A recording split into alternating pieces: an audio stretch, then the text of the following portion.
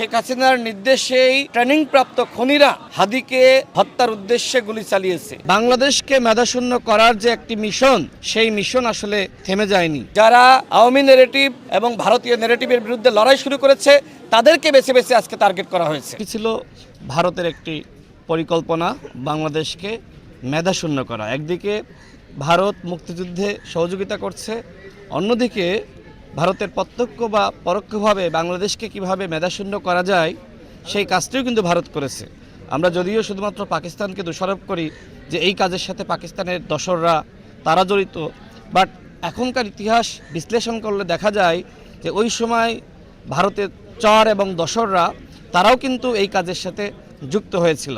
আপনারা দেখেছেন যে এই যে চক্রান্ত বা ষড়যন্ত্র, এটি শুধুমাত্র ৭১-এর মধ্য দিয়েই শেষ হয়ে গেছে এমনটি নয়, বরং আমরা দেখেছি যে স্বাধীনতার ৫৩-৫৪ বছরে এই চক্রান্ত সবসময় ছিল। এই যে আমাদের ভাই হাদি, সে একজন মেধাবী সন্তান, বিপ্লবী সন্তান, তার যে বলিষ্ঠ কণ্ঠস্বর আমরা সবাই শুনেছি, সেই আমার ভাই হাদিকেও আজকে হত্যা চেষ্টা করা হয়েছে। তিনি হাসপাতালের বিছানায় কাতরাচ্ছেন, একজন মেধাবী মানুষ।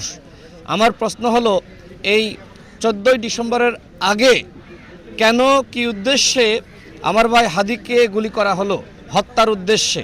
আমার কাছে মনে হয় যে এর মধ্য দিয়ে প্রমাণিত হয় যে বাংলাদেশকে মেধাশূন্য করার যে একটি মিশন, সেই মিশন আসলে থেমে যায়নি।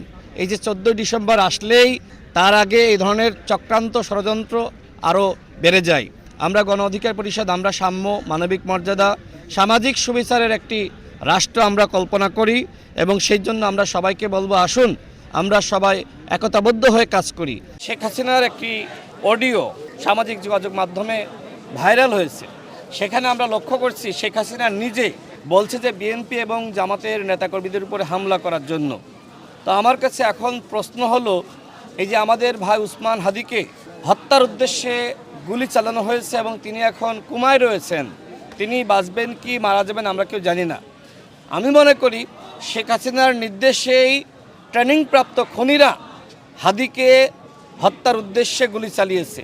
এরকম আরও অনেককে টার্গেট করা হয়েছে, যেটি ডক্টর মোহাম্মদ ইউনূস নিজেই বলেছে যে নির্বাচনকে বানচাল করার জন্য নানান ধরনের পরিকল্পনা চক্রান্ত শেখ হাসিনা এবং ফ্যাসিবাদের দোসররা হাতে নিয়েছে।